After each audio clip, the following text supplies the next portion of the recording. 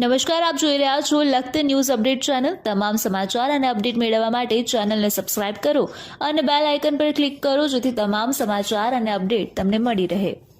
લખતર ગામમાં અને લખતર ગામ બહાર બસ સ્ટેન્ડ રોડ ઉપર ગીરદી જાજી અને ગરાગી ઓછી જેવો કાટ સર્જાયો। લોકોને તહેવારની ઉજવણીમાંથી રસ ઓછો થઈ ગયો હોવાનું સ્પષ્ટ જોવા મળ્યું।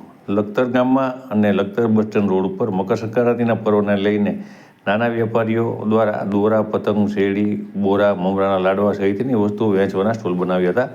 પરંતુ લખતર ગામમાં અને બસ સ્ટેન્ડ રોડ ઉપર પુષ્કળ પ્રમાણમાં લોકોની ગીરદી જોવા મળી હતી, પરંતુ સ્ટોલ ઉપર જુદી જુદી વસ્તુઓની ખરીદી કરતા હોય તેવા દ્રશ્યો ભાગ્યે જોવા મળ્યા હતા। મોટાભાગની પતંગની દુકાનમાં નહીવત ગરાગી જોવા મળી રહી હતી। સાથે શેરડીના ટ્રેક્ટર લઈને શેરડી વેચવા પહેલા ઊભા રહેલ નાના વેપારીઓને ત્યાં ગરાગી ઓછી જોવા મળી રહી હતી। સાથે પીપુડા, માંસ, કલરિંગ, ફુગા વેચતા નાના વેપારીઓ સહિત વર્ષોથી મકર સંક્રાંતિમાં ખાવા માટેની વસ્તુઓ જેવી કે મમરાના લાડવા, તલના લાડવા, તલ સાંકળી સહિતની વસ્તુઓ લઈને વહેતા વેપારીઓની હાલત ખપોડી થઈ હતી। ત્યારે વેપારીઓના જણાવ્યા મુજબ આ વર્ષે લોકોમાં તહેવાર ઉજવવાનો ઉત્સાહ ઓછો થયો હોય તેવું જોવા મળી રહ્યું છે। સાથે દરેક વસ્તુઓની પડતર કિંમત વધી હોય, વેપારીઓને પણ ઓછા ભાવે વહેંચવી પોસાય તેમ ન હોવાથી વેપારીઓને નફો થવાના બદલે ખોટ જવા સાથે આશરે 40થી 50% માલ પડી રહ્યો હોય તેવી હાલત નાના વેપારીઓની જોવા મળી હતી।